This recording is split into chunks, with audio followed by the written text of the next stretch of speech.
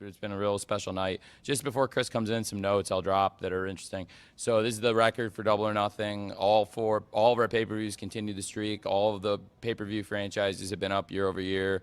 Every All Out's been higher than the year before. Every Full Gear's been higher than the year before. Every Revolution's been higher than the year before. Now for the fourth Double or Nothing, based on digital buys, I can safely project this is the all-time high for Double or Nothing.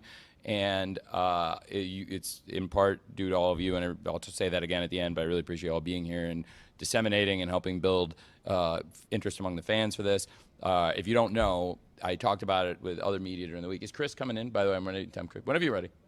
Okay, and I'll drop the stat again maybe later, but it looked increasingly likely that there might be a Game 7 weekend. And when we planned, had I gone Saturday, it was actually more likely that the Warriors would have played, because the Warriors would have been Game 6, and a Game 6 is far more likely than a Game 7. And actually, there was only a 28.1% chance of a Game 7. So, but as the series was going on, 28.1% chance. So about 72% of the time, you're not going to get it.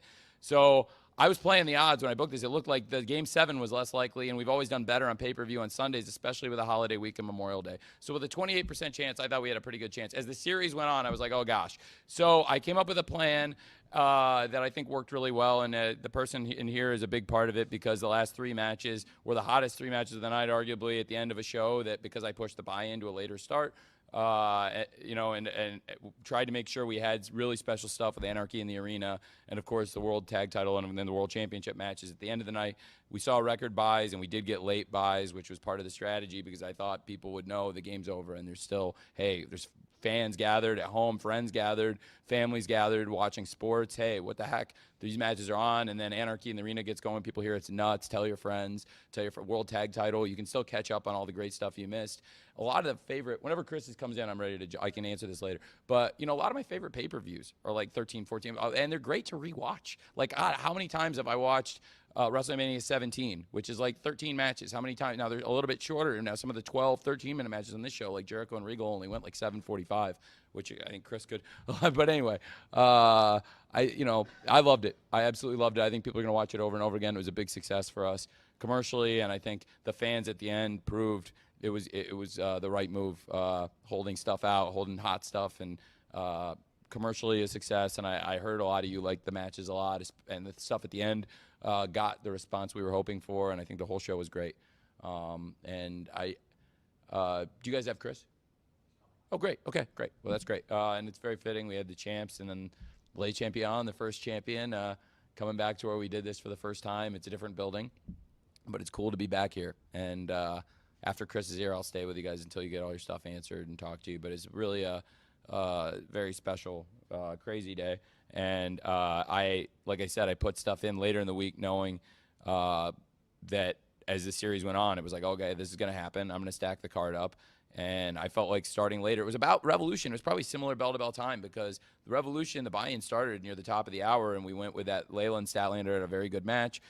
And then later, the House of Black had a good match. I mean, the Hook matches were, it would have been like if we kept the Hook match and pushed those other matches into the pay-per-view with the West Coast start. So it was actually probably a very similar bell-to-bell time from when the buy-in started. But I think it got more into the pay-per-view window. And I've talked to Dana and Hunter and the people at UFC. I mean, I think Dana runs the best business in sports pay-per-view probably history, and certainly the most consistent winner. And they put on long pay-per-views. I mean, Punk and Hangman went into the ring far earlier than any UFC main event or big boxing main event in this town. And I was here I was in the MGM Grand 10 years ago when Pacquiao and Bradley fought. And they smartly held back and think about it. Look, like, it's no secret to the sponsor of the show, the title sponsor is DraftKings. And we advertised that people had action, and I think they saw the most of any of the matches we promoted through them. And for them, it was good, too, to have, like, people get out of the Heat Celtics game and then be able to go back, because the title sponsored the company that's, like, the biggest sponsor we have right now. And they happen to work with UFC and other big companies. With what they've done, I think it made sense to get out of the Heat Celtics game for them. And speaking of a guy that ended this with the hottest last 3 matches I think we've ever done on any pay-per-view, and was a huge part of why this was a huge night and one of the best things we've ever done. He's been big from the beginning. Did you speed up? That's great. Hey, guys. Thank you. Thanks. Oh, hey, Dave. What's up, man? Not too much. So, the match. This is Tokyo, maybe, right? What? Tokyo Dome, maybe, was the last time I saw you, 2020? The last time we were saying would have been Tokyo. Yeah. Before the world went nuts. Yeah, right Yes. before. Yeah. So, what was it like? I mean, you had 10 people. I mean, and that match was just insane. I Yeah. guess is the best way to put it. Yeah. I mean, what was it like putting this thing together? Because I was just like, there's so much going on that you almost have to watch it like 4 times to catch everything. I mean, it was insanity. That's all I could say. Yeah, first of all, I just want to say that our production team, our directors, did just an amazing job because it was very crazy. We had done the Stadium Stampede the last 2 years, obviously, and it was because it was a product of its time. I just watched the first Stadium Stampede with Matt Hardy for his podcast just a couple days ago. It still holds up. It's such a great spectacle, especially when none of us really knew what was going on. We had to record the whole thing in an empty stadium, obviously. Then last year was kind of a combination of the Stadium Stampede and then a live, the finish was in the live arena. So when we were talking about what are we going to do this time, we thought about a couple different things, a couple different names, and then we just said, let's make it kind of a Stadium Stampede, but in the live arena. I was standing in the back. We were standing in the back in the arena, and literally I said like Arena Anarchy. Yeah, And I was yeah. like, oh shit. Anarchy Well, in the then arena, you ended yeah. up going to Anarchy in the arena. Yeah. It was better, but it was just like we were looking. It was a great choice. Yeah, we wanted to do something with that spirit, but transpose it into the live arena. Now, a street fight is a street fight, but we said, let's just go completely over the top, and also keeping in mind that we have 10 people and only so many cameras, and we got to keep it where the fans can kind of still see what's going on. So we came here on Thursday and just started talking about it, and that's when I started thinking like, okay, this is going to be really cool.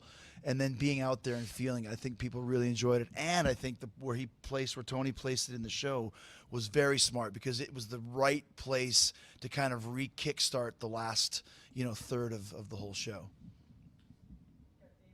Well, so one thing Sure, one more. Because of the way this match went and everything like this, do you think this can be like one of your company signature matches, like where you do it once a year or every 18 months, or something you go back to as like kind of one of your regular I big think it's a events? more sustainable solution than Stadium Stampede. I think Chris is the master of reinvention, and I think like once again like putting heads together and with like Chris's great mind, we like reinvented and did something, and now we have Anarchy in the arena, and we were very proud of Stadium Stampede. But we said like we were originally thinking maybe we should call it that, but it's a new version of it. But then we said that was a product of its time.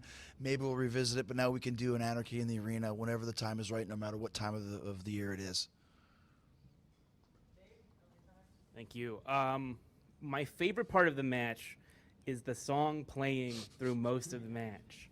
Whose idea was this? And then whose idea was to kill it? So I think when we were talking about it originally, we were kind of like hearkening back to New Jack when his music would play throughout his matches, which kind of took away the fact that there was just basically plunder and just garbage going on, but the music added some excitement to it. So we thought, okay, so if we can play the music for the first like third of the match, that will kind of sustain it to where people see like it's just kind of basic. Well, not the thing was basic, but just kind of like until we get to some of these bigger moments, I think because no one's ever done that here in AEW or anywhere since then, it's kind of it kind of makes it seem different. It makes it different. And then I thought, well, this is great, and I'll be the party pooper who hates this song, and let's break the soundboard. So let's put a soundboard thing up there, and we'll break it. And that was my favorite part too. Like as soon as we hit the ground, it goes off, and like I was telling Tony, I was like, I love wrestling. I still love wrestling for moments like this. Yes, it's comic, but it's like the asshole heel just hates music. And it's like, I'm going to smash this soundboard and finally cut it off. And then that kind of enabled us to go to the next stage of the match. So it was kind of half of a cue, half of a really kind of opening kind of salvo of just chaos, and then gives me a cool moment of being like the curmudgeon who just hates rock and roll music. Turn it off. Chris, you've obviously wrestled in this city for many years, dating back to WCW. Coming back after 2 years away, not having Double or Nothing here, and to come back where it all started, I guess, how good was it to have Las Vegas back as a wrestling town and seeing the revival of Yeah, Las Vegas has been a great wrestling town for me and all the companies that I worked for, but especially for us here. I mean, this is where it all started for us. You know, it really did. And I think Chicago and Las Vegas are the two cities that are really synonymous with AEW as far as kind of some of our foundation shows, the tentpole shows. So to come back, and like I said, we did a great job during the lockdown of keeping the lights on, creating new historic Stadium Stampede, but to be back in the crowd, and it's not the MGM Grand anymore. This is the T-Mobile, and this is a big room, man. And when we came in here the other day and there was nothing in here, it was just one big giant empty room, and it was like, this is a big place. So it was, once again, like, it shows we were really hot before all the stuff went down, and now we're really hot after everything has gotten better. And I think that's a testament to the work that we all put in keeping the ball rolling. And so now that we can have a full T-Mobile Arena and deliver the show like we did tonight, it puts us kind of right back to where we were in January of 2020. And you remember when we got cut off, it was like 2 weeks before we were going into New York, New Jersey. That's finally, right, for Blood and Guts. Going to Prudential Center, and Yeah. everything changed. And now we built, not only did we get to do that, but then it worked out so well that when we finally did go to Prudential Center, then we also a week later got to build another franchise tentpole show with Grand Slam, which is our tentpole TV there, and build the New York market out, which I think is obviously in the world of sports and wrestling is so important to all, as we know. And here in Las Vegas, Chicago, New York, and now finally opening up LA with you going back to the Forum, which is pretty cool. That's gonna be great too. I mean, all these big shows on this side of the country, we're very, very excited about. It's been a long time coming.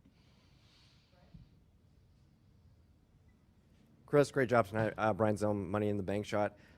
Through the last couple of months, you've obviously gone through a physical transformation, and I have not seen you speak on this publicly on what you've been doing on your diet. Because, dude, you're 50 and you look great.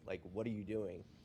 Yeah, it just was a combination of a bunch of different things, and I just started really kind of changing my diet around for for a little bit for some health reasons that I had that I'll explain at some point. But once I lost 10 pounds and it wasn't really that hard, I said, well, maybe I'll just keep on this diet. And then it just became a way of life, and it's tied in so perfectly with like Tony mentioned, reinventing myself. It was just when we started doing the Jericho Appreciation Society, and then I lose a bunch of weight, and it just kind of all fit in. It was it really was inspiring to that's the hardest thing whenever you have to break some kind of a bad habit or eating habit or whatever, when you feel a little bit of inspiration. And then it tied into what I was doing on screen, and Tony was very much behind it.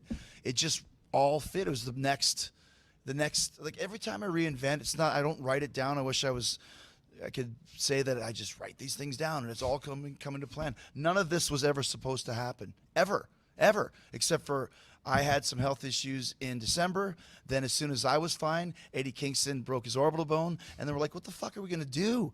This is the match that's never going to happen, except for now it created the whole Jericho Appreciation Society, the Blackpool Combat Club. All of the stuff that we're doing was very organic, and it just is. I keep saying it. It's writing itself. The story is writing itself, and that was a big part of it. Hi, Chris. I have to highlight three guys, 2.0 and Danny Garcia. What did you see in these guys, and how did you guys work on these three guys to get in such a great match as tonight? Well, it's kind of a combination. Once again, Tony and I always laugh because we always have great minds think alike moments where I'll text something and he'll say, I was thinking the same thing, and vice versa. And he put those three guys together, right? So when we started thinking of okay, maybe I should, because my original idea was to end up doing the feud with Eddie Kingston. You can't win the big one. He wins the big one. We shake hands and we become partners. Maybe we join up with Mox and become some kind of a trio of just kind of hard-nosed vets or whatever the hell it was. And then Bryan Danielson did the promo where he said, I'll start my own faction with Mox, and I'll bring in Lee Moriarty, and I'll bring in this guy, and Wheeler Yuta, and I'll bring in Danny Garcia. And I was thinking, well, that's kind of a drag if we do that, because then Danny Garcia and 2.0 have been this trio that was involved in me and Eddie's story. And I thought 2.0 is doing really good. We kind of brought them in and didn't know what to expect, and they kind of really killed it. Yep. And then I started thinking, why would we ever break them up? And why would I not use them and turn on everybody else and keep Jake as the heater and start a whole new faction? And it was just that's it. Because Eddie had just done a thing where he said that Santana and Ortiz didn't win the tag titles because of me. And it sprinkled this little shadow of a doubt in there, and that's when Eddie got hurt and he couldn't work. So I said, well, let's do a thing with Santana and Ortiz. Finally, the Inner Circle goes our separate ways. Sammy quit because he was the champion at the time. It's between you guys. It just all fell into place, and that's when it was okay, I could use those 3 guys and start a completely new thing and put the spotlight on them, and not just on Danny, but on Matt and Angelo as well. And they've done a great job. I mean, Matt Menard has become one of our best characters on the show. I mean, he's what Pat Patterson would call a gimmick. You're a gimmick. If there was no wrestling, you'd do nothing in life. And that's basically what he is. He's a gimmick, man, in the best possible way. So we've really kind of seen this, and like, you know, Jake Hager's always very underrated. He's all into it, and just let's all wear white tonight. Let's wear Kangol hats like Danny Garcia, who was like, originally was like, well, he's a sports entertainer, and people were furious. The Ultimate Wrestler is now a sports entertainer, and what did he do? He wore a Kangol hat. I was like, I was this many days old today when I wore my first Kangol hat. Like, what the fuck is a Kangol? Where'd you get a Kangol hat? You weren't even alive in 1996. So everyone's got inspiration, and everyone's feeling it, and it just creates great moments and great matches like we saw tonight.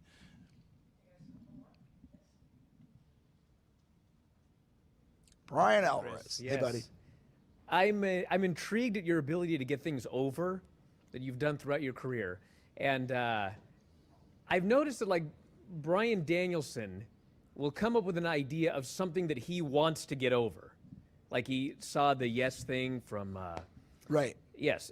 But it seems to me that you will do something, and then you will see that there's an ability to get that over. Like when the belt got stolen, you did the promo in the hot tub, and you mentioned the bubbly. I don't think that you, at the time, and you can correct me. No, there was no bubbly, yeah. Yeah, I don't think you had the idea that I'm going to get over this phrase, the bubbly. Right. But you saw that it got over, and then you went with it. So how would you... I just kind of want to know the way that your mind works. Would you say that the majority of the things that you get over, the list, the bubbly, I mean, you can go throughout your career, were these things that I'm going to get this list over, I'm going to get this bubbly over? Like, is it kind of like a Danielson thing where you have this idea of something you want to get over, or are most of your ideas something happens and you just think, man, I can go with this? I think one thing that I'm pretty good at is just reading the room.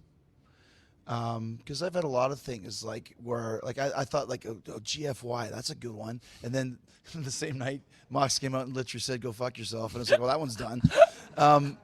But no one was really getting into it. You're kind of swimming upstream. But for example, like the Wizard, for example, all it was throwing the fireball. I'm a wizard. And I start seeing people like, okay, they're making GIFs of Chris Jericho with a Gandalf, Chris Jericho's face on Gandalf, or like all these cartoons or Dragon Ball Z, and it's like, oh, this is interesting. They like this wizard. So then I say it a couple more times, I can do what I want because I'm a wizard. And little kids now, they're posting videos. Oh, what are you? I'm a wizard. Oh, now we have something. So that's why we did the fireball last week, just on the random backstage guy, because you don't have to do it much, but just doing it a second time, now it's Chris Jericho's. I'm a wizard. My dad said, how did you do that fireball? I said, I'm a wizard. I'm a wizard, Dad. He's like, well, dude, do you want one? It's in my hands. So that's kind of what you just read the room and kind of see. Like, people don't bring signs anymore. You notice that? Yeah. I noticed that a couple of weeks ago. Nobody brings, back in the day, signs everywhere. That's how you could tell. Jimmy Hart would always say, you can't make people write signs. You know why? You know what's hard? Why? You can't hold your sign in your phone Good call. same time. That's a good point. Good point. Everyone's always got their phone in So their you hand. used to be able to read the signs, and now what you do is read social media, and you see kind of what's moving and what's shaking, and then, you know, we maybe put out a T-shirt, see how it does. Oh, it's the #1 seller of the week. Okay, now we have something. So I think it's basically just reading the climate of the room and kind of hearing what people do, and just that I'm pretty good at that. And instinct is good as well. A lot of, 32 years of doing this, I have a real kind of good feel as to what people are into or what they might be into. And most of the time I'm right. Not all the time, but most of the time I'm right. Even Jericho Appreciation Society, when I told Tony that one, he bid on it right away. And I was like, dude, he was like, this is great. And I was like, when I first said that, huge outrage. Jericho Appreciation, that's terrible. It's terrible. I was like, okay, stop. I'm in charge. You should have called it Inner Circle 2.0. Right? No. That's terrible. And then here we are now, Jericho And the Appreciation sports Society. entertainment. And the sports I entertainment. leaned thing. into sports entertainment as soon That as was you another said it. one. Oh, what a That's genius. right. What a genius. And it leaned so perfect into Bryan Danielson, Mox. Well, that was another thing too. I'm sorry, I know you guys have been here a long time. No, it's great. But, They love so it. we were in Bridgeport, and Eddie Kingston and I had a face-to-face promo, and he was great because he came in there and said, I don't even know why I'm here. I don't want to talk. This is pro wrestling. You want sports entertainment? Go down the road. Huge reaction. Oh, that's interesting. They don't like Sports entertaining. They don't like sports entertainer. Call my trademark guy. Let me ask you a weird question. Is sports entertainer trademarked? Nope. Is now. So that's kind of why I was like, it's perfect. And then, like he just said, with the Blackpool Combat Club, and then suddenly they're connected because of Eddie and Mox, and none of you guys saw it coming, which made me laugh so hard. All the smart minds in the room, nobody saw this. It's 5-on-3. It's 5-on-3. Okay, it's getting old. These guys got to do something. Blackpool Combat Club. Oh, it's getting old. They got to do something. You never saw the connection that it was coming to a head. We came up with that 3 months prior. But it's like I said, it all connects. Everybody connects. So pro wrestlers versus sports entertainers. There you go. All right, Dominic Angel from WrestleZone. We talked about reinvention. First time I did a scrum, I asked you about Terry Funk reinventing himself. Who on the roster would you say has that potential to kind of reinvent themselves that you've kind of seen? Have you seen anybody kind of give that indication or something in that regard? Well, I think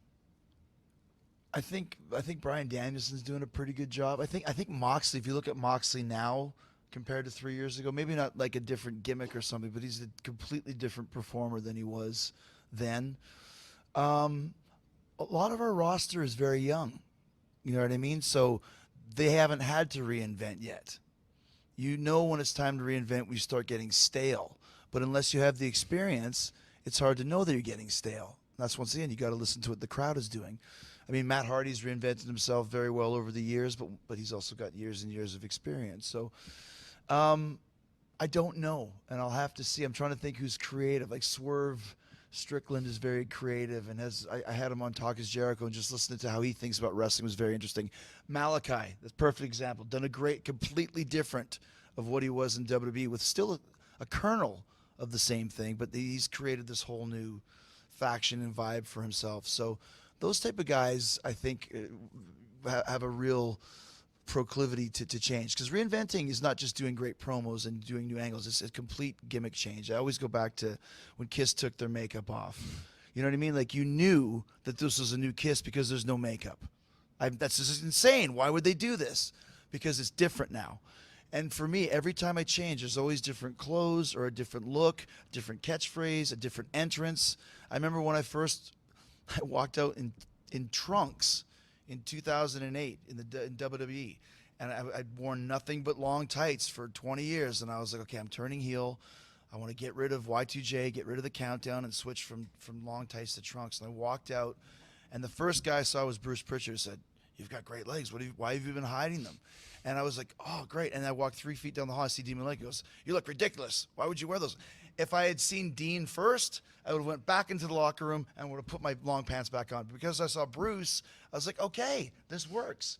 Same with Painmaker. The first time I wore that makeup, the only place you could walk into a dressing room and no one would bat an eye is in Japan, because they love weird shit there. I remember walking out and no one even said a word. I went to talk to Naito, and he didn't even look. And you go, "Nice paint." He just said, it was like, no one's even commenting on this. This is great. I'm going to do this and continue on as the Painmaker in New Japan. So, like I said, you just have to know and have instinct and be completely confident and not be afraid of what anybody says, as long as you see Bruce first and Dean second. Thank you, Chris. Thank you, guys. Appreciate that. If I may, I don't know, Revolution, Chris knows this, and I may have even mentioned this to different people here. I thought the last pay-per-view we had, Revolution, before this was one of our best, and I thought Chris's match with Eddie is one of the best matches we've had, and for both men, and I was like, how are they going to come back and follow up on Revolution tonight and something completely different, completely unforgettable, and somehow you did it. So thank you once again. And I just want to say one last thing, too. I'm really happy for CM Punk being our new champion. What a story, 7 years away, and then now he's the champ again. So I think that was a perfect way to put an exclamation point on a great pay-per-view. Thank you, man. All right. Thank you, guys. Good seeing you. Thank you for that.